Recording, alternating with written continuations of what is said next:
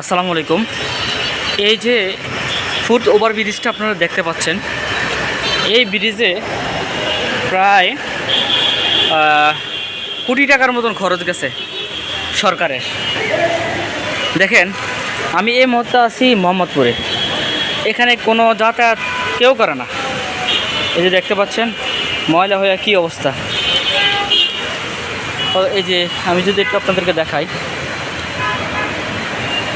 এটা হচ্ছে মোহাম্মদপুর শিয়া মসজিদের সামনে। এই যে দেখেন, কোনো একটা পথচারী এদিক দিয়ে আসে না, সব কিন্তু আপনার রাস্তার মাঝখান দিয়ে যায়। এই যে দেখেন, এই যে দেখতেছেন রাস্তার মাঝখান দিয়ে কিন্তু পথ পাড়ি দিচ্ছে। তাহলে আমার প্রশ্ন হলো, এত টাকা খরচ করা সরকারের কী দরকার ছিল? যেহেতু এদিক দিয়ে মানুষ যাতায়াত করে না, ঠিক আছে। আর এদিক দিয়ে কোনো, এই যে দেখেন, এদিক দিয়ে কিন্তু আইলিং দেওয়ার কথা ছিল, সেটাও দেয় নাই। সাধারণ মানুষ কীভাবে যাতায়াত করে দেখতে পাচ্ছেন।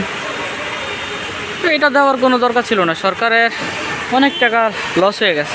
তো এরকমভাবে পুরো ঢাকা শহর আরও অনেক ফুট ওভার ব্রিজ আছে যেখানে মানুষ চলাচল করে না, ঠিক আছে।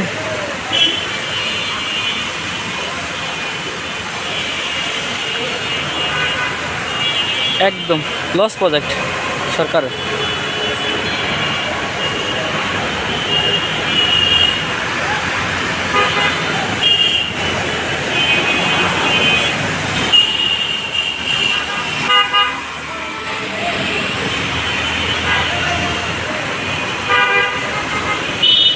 ময়লা দেখছেন, ময়লা আবর্জনা ভরে রয়েছে।